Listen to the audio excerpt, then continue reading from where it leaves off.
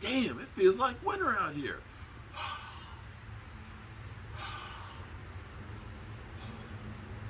Seems like it gets colder and colder every day. Damn, I'm not ready for this. What happened to the springtime weather and all that? Damn. But I guess we want football. Got to have some cold weather. Mr. Anderson. Mr. Anderson. The Dallas Cowboys, I tell you what, one of the things that used to drive me crazy about the Jason Garrett era, and you guys will know that I'm right about this, is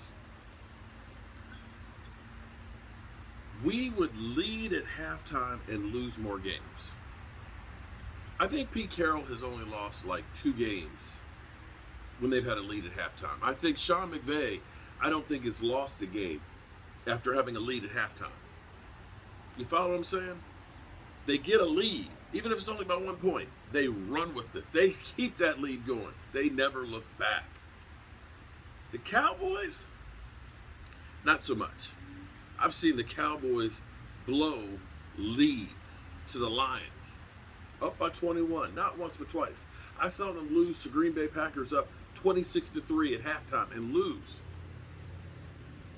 We could never adjust at halftime. We couldn't seem to find teams' weak spots. We could never find the right combination, and we were never able to deceive. But one thing that you can look at with this Dallas Cowboys team is they find the weaknesses, and they certainly learn how to adjust in the second half.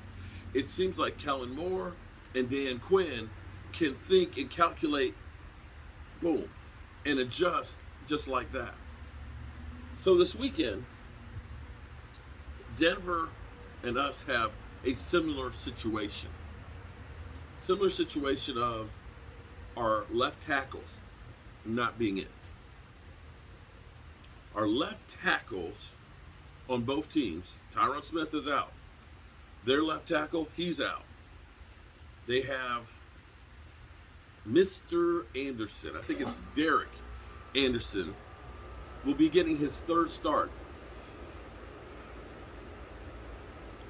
3rd start at left tackle. That is definitely going to be the weak spot, the blind spot for Teddy Bridgewater.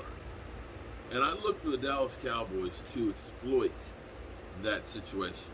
Now, on the flip side for the Cowboys, when Tyron Smith went out, we had a veteran, and Ty Nsekhe, who's had a lot of starts. He played for Washington as well as for another team. And he did okay, but a lot of those times you could see him kind of getting manhandled. And this is where we're actually fortunate because Ty Nsekhe, who's only in his 2nd year, right now, believe it or not, this is actually kind of crazy, has 19 starts. This will be his 20th start already in Ty Nsekhe's, in Terrence Steele's career. 19. He ended up paying his dues, and last year, it was rough those first couple of games. You know, some of y'all wanted to throw him under the bridge, but he is shored up so well at right that they say, let's go and put Lyle back to where he was so he doesn't have to learn a new position. We have faith in Ty Nsekhe and Terrence Steele to start at tackle.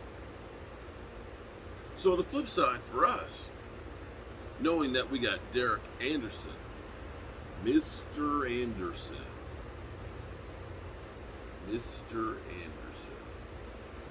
we have the opportunity to really get after Teddy Bridgewater's price side. I know Rashid said Teddy Bridgewater. He'd rather have Teddy Bridgewater because Teddy Bridgewater's a winner. Well, we're going to find out on Sunday, Rashid, if Teddy Bridgewater is a winner over Dak Prescott or not.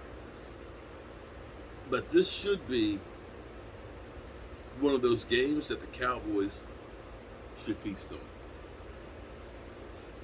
If the Cowboys don't,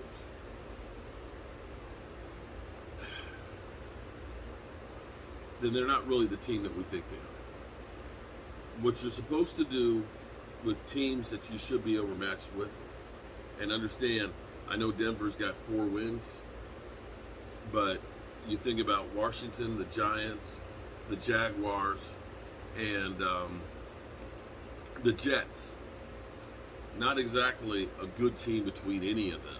In fact, you could take the records between all of them, and I don't know that you have a winning record. It's that bad. Jaguars have what, 1 win? Giants have 2. Washington has 2. And Jaguars have 1. Okay, so together, that's 7 wins between the 4. Not exactly the best of competitions. Dak Prescott is back to 100%. So hopefully we stop him. Now, real question here is, now that Derrick Henry, who is leading the NFL with over 900 yards, Zeke Elliott, I believe, is 5th, but is only like 44 yards out of way of being 3rd. Derrick Henry, of course, is not going to play for the next 6 games, so people are going to pass him. So the question would be is, can Zeke jump up there? I think it's Jonathan Taylor has 821. Zeke Elliott has 571. So he's about 250 yards behind, which is a lot of ground to make up, especially when the Dallas Cowboys offense is as dynamic as it is. But here may be what transpires. It may bode well for Zeke Elliott on trying to get the rushing title. When you're playing a team, when you're playing some of the teams that we're going to play, we've got Washington twice, we still have the Eagles, we have the Giants, we have Teddy Bridgewater, of course, there with Denver, we have Atlanta that's on the schedule. You have those games that you should be able to get a lead up early, and you start pounding the rock to try to eat up a lot of clock and end the game. And that may bode well for Zeke Elliott to pick up some extra yardage as that offensive line goes to just trying to lean on the competition.